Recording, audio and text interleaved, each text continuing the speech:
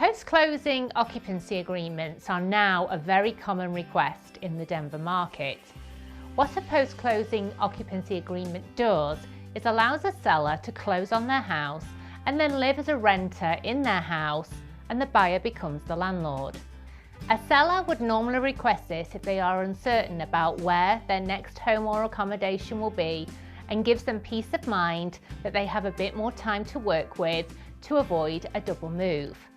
There is an actual contract for this which accompanies the contract to buy and sell, which is part of the negotiation when submitting an offer, and this contract outlines who is responsible for what.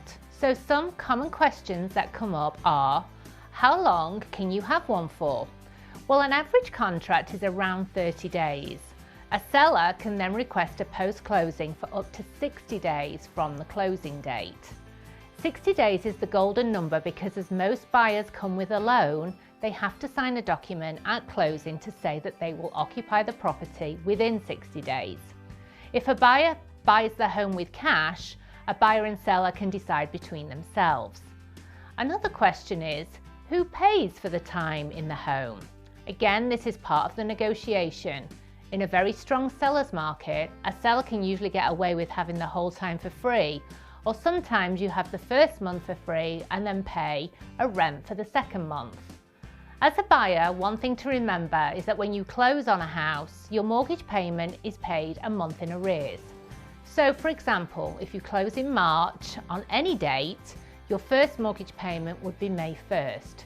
So we can structure an offer that closes at the beginning of the month to avoid that. Utilities can then be negotiated, and if it's a longer period, we would normally expect the seller to pay for them. For shorter times, the buyer may pay for the water, which transfers with the property at closing, and have the seller continue with gas and electricity. If you are a buyer watching this, please make sure you are fully comfortable with this when writing an offer. I've seen situations where buyers will do absolutely anything to get a contract accepted, and then forget all this when they close because they become impatient and want to move in. It really is short-term pain for long-term gain. And if you are a seller watching this and feel you want to move but don't know where to go, this really is a great option. I have never yet had a client homeless.